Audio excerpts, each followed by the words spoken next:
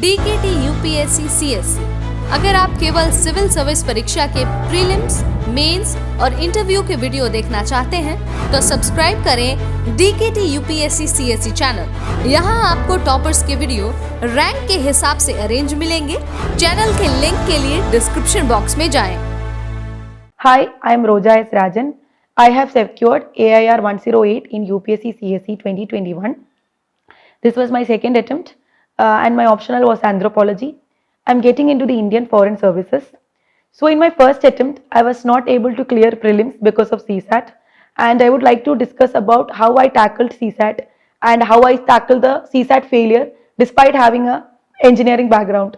So in my first attempt, what happened was I did not take CSAT much seriously, but I did not leave it as such.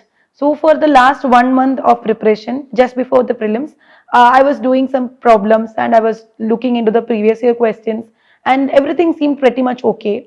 And I did my paper 1 in the morning on the day of prelims exam.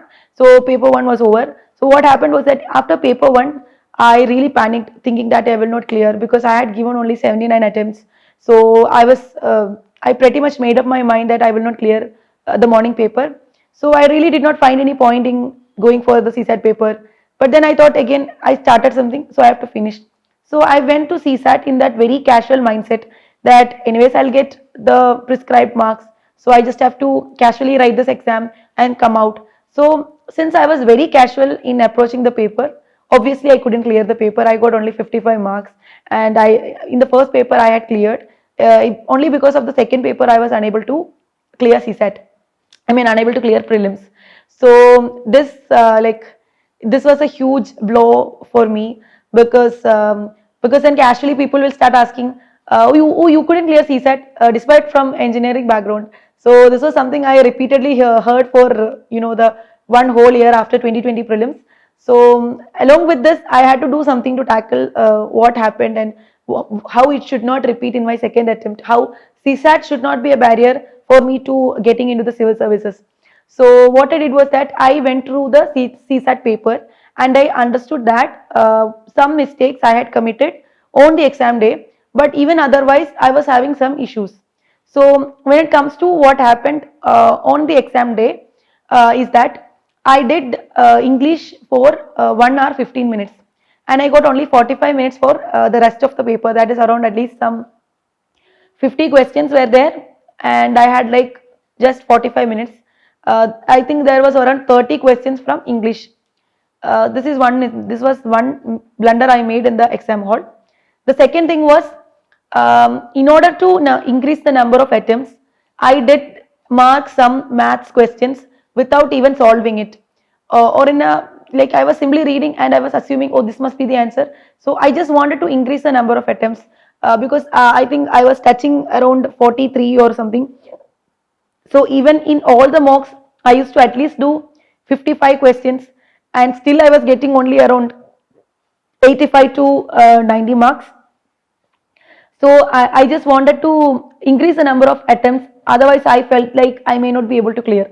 So I simply attended few questions in maths, though they were also wrong. And then another thing that happened was, so there were some careless mistakes. That is because of my my inaptitude when it comes to numerical problem solving. That is, I am very absent-minded that I will write 4 into 3 as 7 instead of 12 because I am not pretty much focused when I am solving that whatever that equation is. When I'm solving, or I might mistake a plus for a minus, and then the whole thing will go wrong. But unfortunately, if that answer is there in the option, I'll tick that and mark it. So in this way also I had made some mistakes, and so this was what happened in my case. And in English, I attempted all the English questions and I got around 60% questions wrong. So my initial plan was to get at least 60% questions correct by attempting all the English questions and then doing bare minimum maths questions, and even if I make a few mistakes here and there, I will be able to clear CSAT. But none of this strategy worked out, and I could get only 55 marks despite attempting 50 questions. So then the first thing I did was, anyways, I have one whole, like, initially I did not know I had one whole year, because my prelims exam was on October, I think it was on October 10th. Then the next exam was on May. So I did not have I think it was on June 5th or something, initial date was like that. So I had around 6 months. So I thought, okay, I'll focus on one thing. First, I'll focus on improving my numerical capabilities. So since I have not done maths in a while, I took up a SSC previous year book question bank. Then I simply started selecting one section, and for 1 month, every day 1 hour, I'll simply do these maths. So this is also, again, see, I'll do some maths. It is more fun to do maths when you are doing studying and writing for the whole day, and it will also get added as a study hour. So this is something I used to do on a daily basis. 1 hour I used to dedicate for maths, and I was doing all the problems, and then slowly my numerical ability, it came back to how it was when I was in school, when I was doing these problems. So I was able to go back to that state. So this is what I did initially, and this went pretty well. I think around by around April, I was able to cover all the syllabus of the CSAT, and I did all these SSC questions, and then I was doing all these institute mocks. Then I was getting marks also. Then I thought, okay, CSAT is done. There's pretty much nothing left. And for English, what I did was, I was looking into these these keywords like assumption or logical corollary, or whatever that question, that specific question, what they were asking. I tried to address that, and I started sticking only with the passage given without any understanding that I am getting out of it. I was simply looking into the paragraph given, and I was addressing. So in this way, again, English also I was able to get around 60% questions correct. And then, so since, like, for instance, why this is important? Because suppose the question is asking, what are the assumptions that you get from this paragraph? There, suppose there is one statement, and that statement is directly taken from the paragraph and written there, then we tend to mark that as well as an answer. But the thing is, they are asking assumption. Assumption means what we are assuming from that paragraph. Then that assumption should not be there in the paragraph. Otherwise, it is not an assumption, it is a fact. So we should not tick that statement as correct. So these are very silly mistakes that we can make in reading comprehension, but just by understanding what they are exactly asking, we will be able to resolve this problem when it comes to English. So this is what I taught, and then the exam got postponed, and I was again focusing on mains again. So in the last, like, say 2 weeks before the exam, like I think around 10 days before the prelims exam, I looked into the CSAT previous year question papers, and I was shocked to understand that I am not able to do the maths that is asked by the UPSC, by the UPSC. That is, the previous year questions I am not able to do. But when I am doing those institute mocks, I am getting around, very high scores I am getting. But so then I did not know what went wrong and what happened. So then I started analyzing the previous year questions. Then I understood there is two things. One, the mathematical questions that UPSC is asking, those are more about, we have to come up with a solution. Then we have to do some simple maths in order to reach the answer. We don't have to by heart lots of formula, and just by applying that formula or some shortcut we'll be able to get the answer. Those kind of questions UPSC is not asking for CSAT. They are more checking our thinking capability when it comes to problem solving.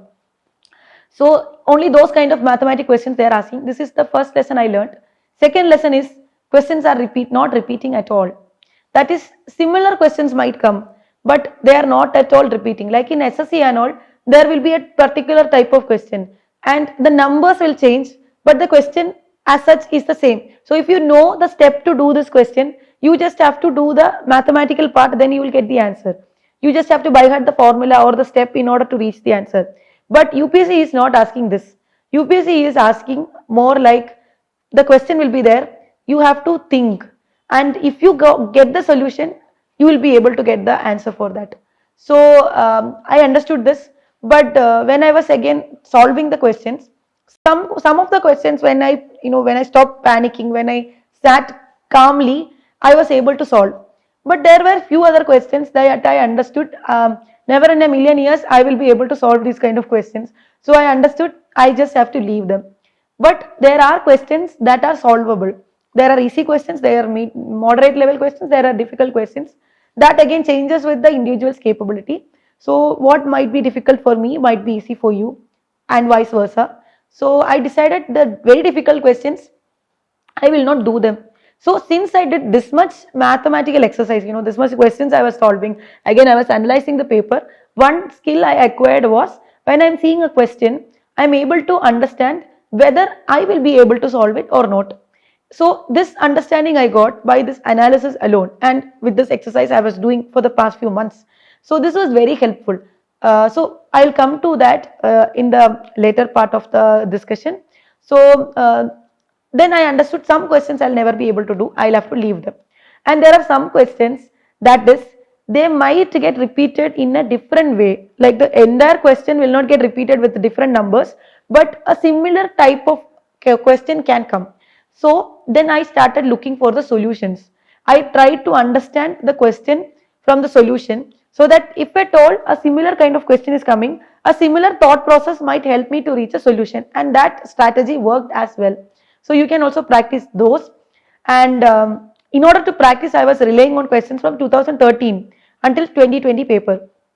I went through each year paper separately. Maths alone, I was solving maths alone each years. Then I was coming into these kind of insights and understandings. Then another thing about the CSAT, the next part what I want to discuss is about how to handle the paper in exam time. That is, when it comes to the actual examination, there is again certain things that we have to keep in mind. So one thing is, UPSC sprinkles easy questions here and there across the paper. So you should be reading all the 80 questions, at least going through. Your eyes should at least glance over all the 80 questions at least twice, because you shouldn't miss out any easy questions that could have easily fetched you 2.5 marks in maybe less than 10 seconds. So because then you will feel really bad after the exam. Maybe just that one question would have been, with just that one question you would have been able to clear CSAT. So that should not happen.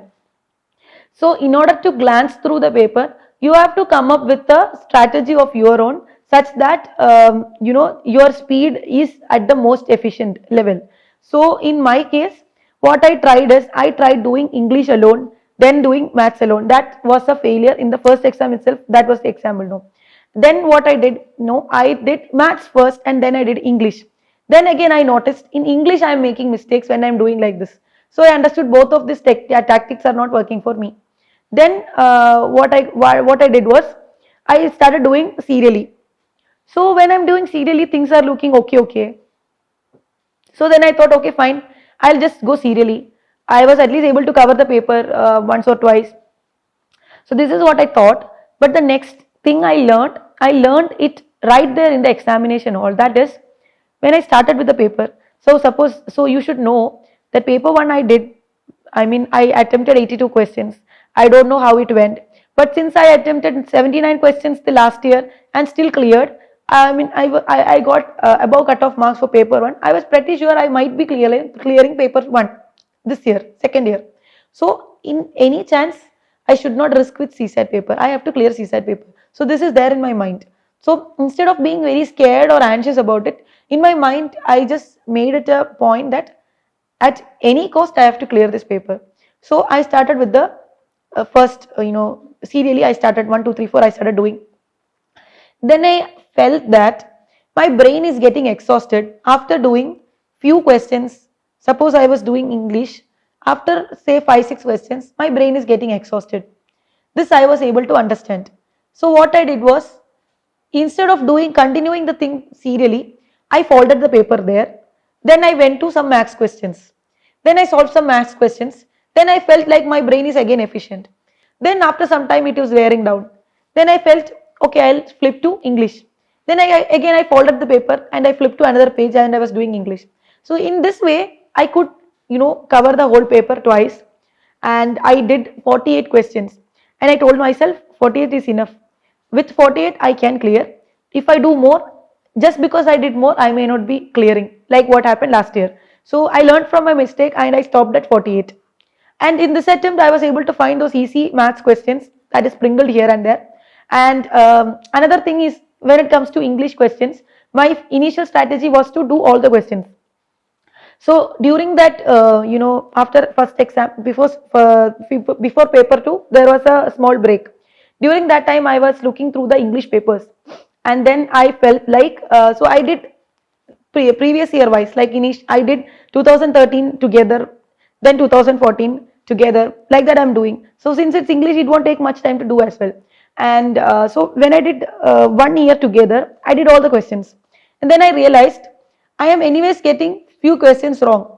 So then I looked at those questions that I'm getting wrong. I looked whether there is any pattern that is getting repeated in the type of questions I'm getting wrong. Then I understood I am getting those questions wrong where there is some kind of vagueness, like two options will be there, B and C. Both are looking equally correct. So it is very confusing. And since for paper 1, all of us are having this strategy, if it is a 50-50 question, we are attempting, because there is 50-50 chance of getting it correct or 50-50 chance of getting it wrong. So the same strategy I was applying on English paper until the first attempt. So in this break period, I understood that it is these 50-50 questions that I am making wrong. So this is something I cannot correct, or I did not want to leave it to chance that I will get it correct. So what I did was, I decided to leave these 50-50 questions. So then I looked, if I am leaving these 50-50 questions, I'll have to leave at least around 5 to 6 English questions. So okay, I thought fine, it's okay, I'll just leave 5 to 6 English questions, rest I'll do. So even if I make few mistakes in the remaining English questions, say 3 or 4, it is okay. And since my numerical ability is better this time, I may not be doing much mistakes in maths. So there also I might make around maximum 3 to 4 mistakes. Even then I am only getting less than 10 questions wrong. So I am on a safe zone. So this was my strategy, and this I devised on the exam day, and thankfully it worked. So you can also try these kind of different strategies, mix it, match it before the exam, and I mean, doing it right on the exam day is a little bit trickier. In my case, I was ailing from post-COVID complications, and I got very less time to prepare for my second prelims. So this was my only option. But I just wanted to share the insights I gained from this risky experience, so that you can also try it and find your own method in which you can clear CSAT. This is what I have understood about the paper, is that we have to come up with some strategy, because we will be having some strength and some weakness. By clearly understanding what is our strength and what is our weakness, and applying it in this exam in a clever manner, we will be able to clear CSAT paper. And this logic applies to paper 1 as well, but it applies more to CSAT paper, because it is becoming a roadblock for many of us for not getting into the service just because we are not clearing the CSAT paper. So I hope this session was useful. Thank you.